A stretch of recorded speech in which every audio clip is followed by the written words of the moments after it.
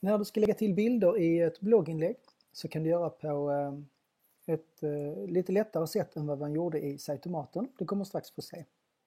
Till att börja med måste jag ladda upp bilderna nästan ungefär som jag gjorde i Sitomaten. Och det gör jag genom att klicka på mappen längst upp till höger.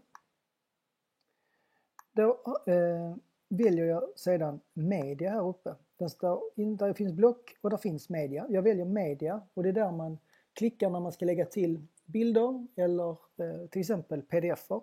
Då trycker man på media. Om jag väljer förföljande webbplats eller någon av de här mapparna så kommer alla som har tillgång till Episervern att ha möjlighet att använda dem på sina sidor eller i sina bloggar. Den lägger sig i en sorts bildbank.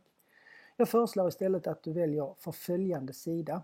Då är det bara detta blogginlägget som vi gör nu som har tillgång till de här bilderna som jag laddar upp. Jag kan göra på två olika sätt när jag laddar upp bilderna. Antingen klickar jag här nere vid det blå molnet och letar upp bilderna genom Findern så här. Eller så kan jag helt enkelt leta upp bilderna som jag har här borta och dra och släppa dem i den här ytan som jag har här borta. Och du behöver inte ta en bild åt gången utan du kan ta hur många du vill. Jag tar 3 stycken här och bara drar hit dem och släpper. Om vi nu tittar på den här rutan som dyker upp så har jag nu laddat upp 3 stycken filer.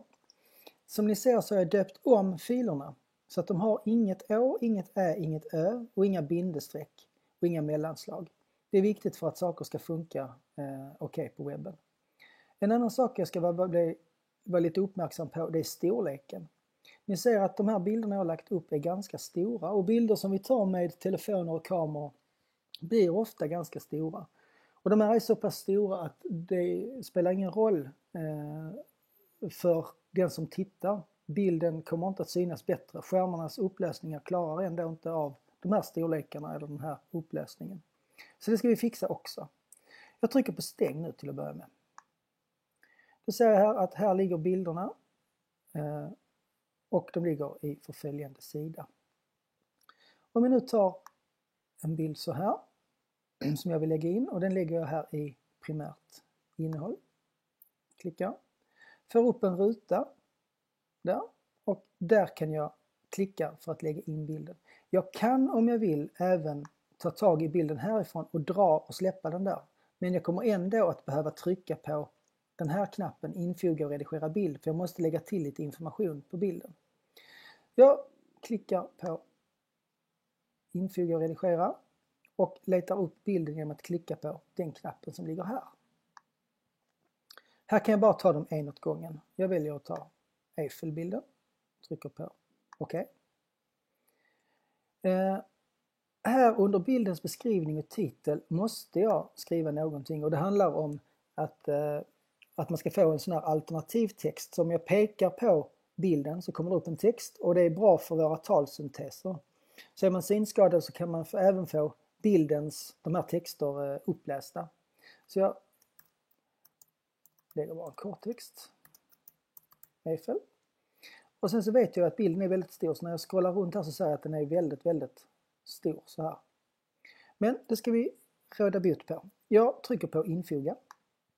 Och då är den som ni ser här i väldigt stor fortfarande. Jag markerar bilden genom att klicka på den och trycker på knappen redigera eller bildredigeraren här.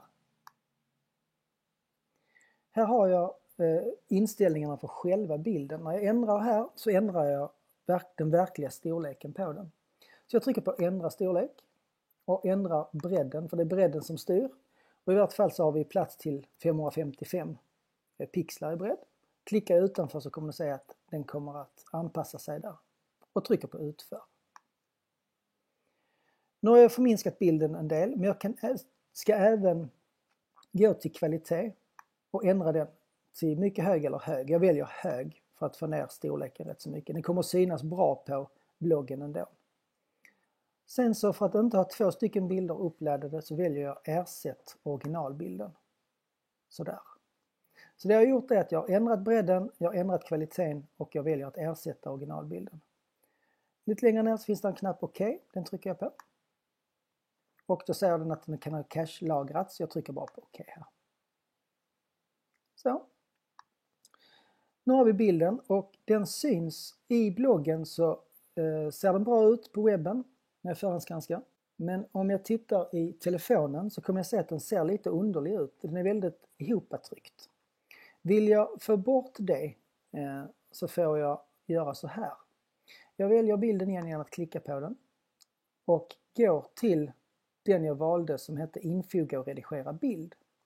Klicka på den och går till utseende.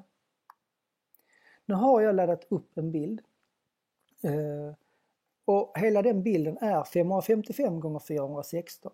Det som jag skriver här, det är det som webbsidan, det jag styr att webbsidan ska visa av den bilden. Det jag gör för att få lite snyggare även i telefoner är att jag faktiskt helt enkelt tar bort dem så att de är helt tomma. Kan tänkas lite överkurs, men samtidigt blir det snyggare i mobiltelefoner också, som vi strax ska se. Jag sätter dem helt tomma och trycker på uppdatera. Som ni ser, bilden ser likadan ut här i mitt inlägg. Tittar jag hur den ser ut. Jag väljer att publicera.